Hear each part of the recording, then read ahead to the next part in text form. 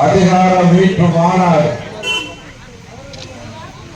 நம்ம ஜாதி சங்க மாநாட்டிற்கான அழைப்பதில் நமது மக்கள் பெரும்பான்மையாக வாழ்கிற 5000 கிராமங்களுக்கு நேரடியாக போய் வணங்கிட்டு வந்திருக்கிறோம். அதன் ஒரு பகுதியா உங்களை தேடி உங்கள் கிராமத்திலே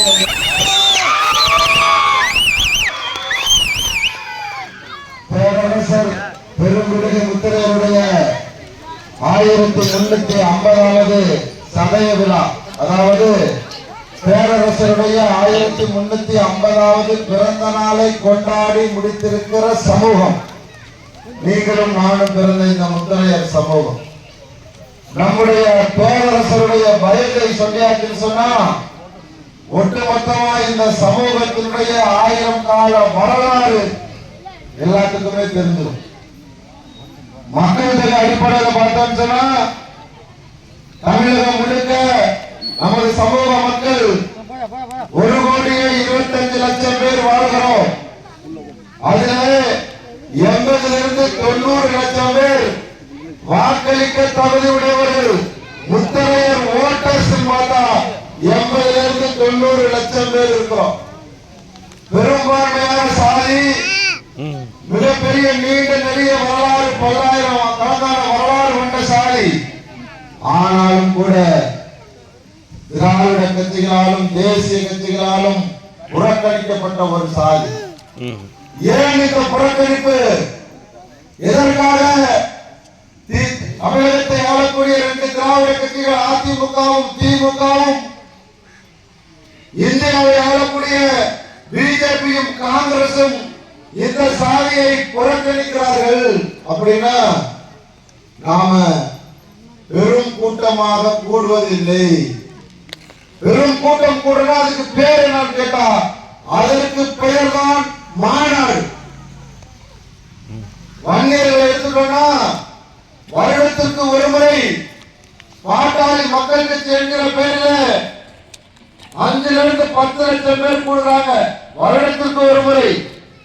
அதே போலதான் பழைய சமூக மக்களும் விடுதலை சிறுத்தைகள் என்கிற பெயரில் அவர்கள் கடைசியாக நடத்திய மாநாட்டிலே பெண்கள் மட்டும் 7 லட்சம் பேர் கலந்து கொண்டிருக்கிறார்கள்.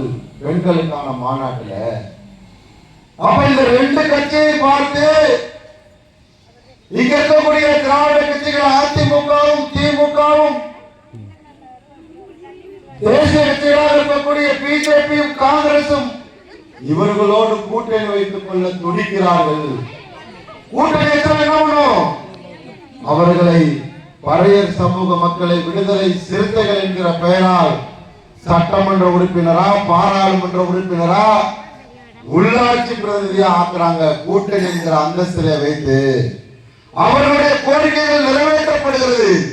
அதே போலதான் வன்னியர் சமூக மக்களையும் பார்த்து பயப்படுறான். ஏன்னா கூட்டம் சேர்க்கிற சாதி, பெரும்பான்மை ஒவ்வொரு கிராமத்திலையும் சொல்ல மாட்டான், பொதுவெளிக்கு வருவான், மாநாடுங்கிற பேர்ல கூடுவான், பொதுக்கூட்டம் நடத்துவான், ஆர்ப்பாட்டம் போராட்டம் செய்வான். எப்பொழுதுமே உயிர் போடுற சாதி வன்னியர் சாதி. அதனாலதான் என்ன பண்றான்? அவர்களுக்கும் சட்டமன்ற உறுப்பினரா, பாராளுமன்ற உறுப்பினரா, உள்ளாட்சி ஆவதற்கான வாய்ப்பை அதிமுகவும் திமுகவும் வழங்குகிறார்கள். அப்ப நம்மளை பார்த்து பயப்படாததற்கு காரணம், புறந்தள்ளுவதற்கு காரணம், நாம பெரும் கூட்டம் கூடுவதில்லை. அதற்கான ஏற்பாட இந்த சாதியில் இருக்க எந்த தலைவரும் எந்த அமைப்பும் முன்னெடுப்பதில்லை. வீர முத்திரையர் முன்னேற்ற சங்கத்தை தவிர, தமிழர் சங்கத்தை தவிர எல்லாம் தலைவர்னு சொல்லிட்டு வீட்டுல உட்காந்துக்கிறான். தேர்தல் வந்தா கிளம்புறான். அந்த துண்ட உதவி தோல்ல போட்டு நானும் முத்திரையர் ஓட்டு முத்திரையர்ங்கிறான். நாம அப்படி இல்ல. எல்லா கிராமத்திலையும் அத்துணை நல்லது கெட்டதிலே நிக்கிறோம். இந்த நத்தம் தொகுதியில் மட்டும் நிறைய மக்களுக்காக ஆர்ப்பாட்டங்களை, போராட்டங்களை, பொதுக்கூட்டங்களை நடத்தி இந்த மக்களுக்கு பள்ளிக்கூடம் கூட வாங்கி கொடுத்துருக்கோம். விழா வண்டிகள் ஒரு ஊருக்கு போறோம், அங்க பள்ளிக்கூடம், அங்க இருக்க ரோடு, அங்க புதுசா கட்டின வாட்டர் இதெல்லாம் வாங்கி கொடுத்தது யாருன்னா தமிழர் தேசம் கட்சியில் இருக்கக்கூடிய நம்ம தம்பி. அதே போல உங்க பகுதிக்கும், ஏன்னா அழுகிற பொழுதுதாங்க பால் குடிக்கும். இவன் அழுகவே இல்லை, இவன் ஆர்ப்பாட்டம் போராட்டம் கிளம்பினா கூட அதை வலியுறுத்துவதற்கான அமைப்பு இல்லை.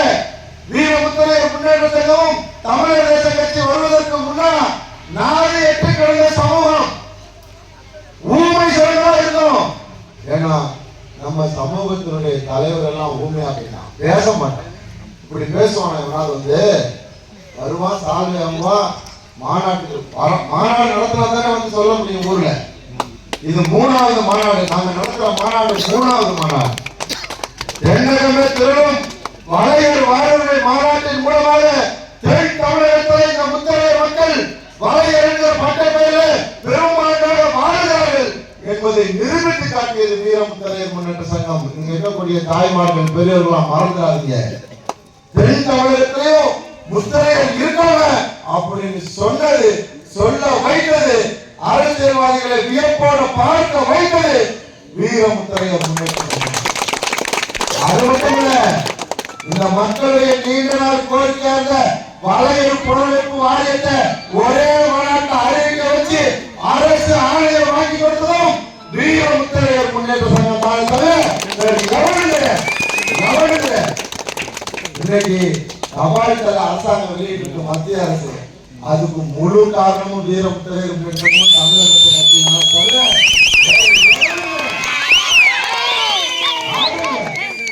கோரிக்கை வைக்கிறோம். 1350வது மன்னருடைய பிறந்த நாளைக்கு இப்போதைய துணை குடியரசுத் தலைவர் சி.பி. ராதாகிருஷ்ணன் அப்போதைய மகாராஷ்டிராவுடைய ஆளுநரா அவரை சிறப்பு அழைப்பாளராக அழைக்கிறேன். பேரரசுடைய பிறந்த நாளுக்கு திருச்சிக்கு அப்ப வந்தவர் பேட்டி கொடுக்கிறார், தபால் தலை வெளியிடுவோன்னு பேட்டி கொடுக்கிறார். அதை செய்து காட்டினார். ஒரு 2 நாளைக்கு முன்னாடி டெல்லியில அந்த நிகழ்வுல நான் கலந்துக்கிறேன். தபால் தலை ஸ்டாம்ப், பேரரசருடைய பணம் போட்ட ஸ்டாம்ப் இன்னைக்கு இந்தியா முழுக்க போக போகுது. அதுக்கு காரணம் வீரமுத்தரையர் முன்னேற்ற சங்கம் நின்றுப்பான். அந்த நிகழ்ச்சி நடக்கும் போது மற்ற தலைவர்கள் ஊடால உப்புக்கு சப்பனியா நிற்பால, அது மாதிரி வேணா நின்றுக்கலாம். அது முழு காரணம் யாருன்னு கேட்டா நாங்க தான், நம்ம தான், உங்களுடைய ஒத்துழைப்பு தான். நீங்கெல்லாம் இப்படி கொடுக்கிற ஆதரவு, அரசாங்கம் என்னை பார்த்து பயப்படுவதற்கு காரணம் நான் ஒன்றும் பெரிய ஆள் கிடையாது, உங்களுடைய பிரதிநிதி. ஒவ்வொருவருடைய குரலை தமிழ்நாடு முழுக்க ஒழிக்க போறேன். இந்த மக்களுக்கான அரசியலை நான் எடுக்க போறேன். அதிமுக தராது, திமுக தராது. அதிமுகவில் இவ்வளவு பெரும்பான்மையா இருக்க நம்ம தொகுதியில ஒரு சிறுபான்மை 2 கிராமம் உள்ளவனுக்கு சீட்டை கொடுத்து நீங்க வெற்றி பெற வைக்கிறாங்கன்னா அவன் பலமான ஆள் இல்ல, அதிமுக தைரியமான ஆள் இல்ல, நம்ம பலகீனம் இருக்கும். தேர்தல் வந்துச்சுன்னு சொன்னா குறைஞ்சபட்சம் 200 ரூபாய் 300 ரூபாய்க்கு ஓட்டு போடுகிறோம். இது மிகப்பெரிய சமுதாய துரோகம். ஒவ்வொரு குடிமகனும் முத்திரையா பிறந்த ஒவ்வொருவரும் 200 ரூபாய் 300 ரூபாய் காசை வாங்கிட்டு பிற சாதிக்கு ஓட்டு போடுறீங்க. நீங்க செய்வது இந்த சாதிய துரோகம். இத முதல்ல நீங்க நிறுத்தணும்.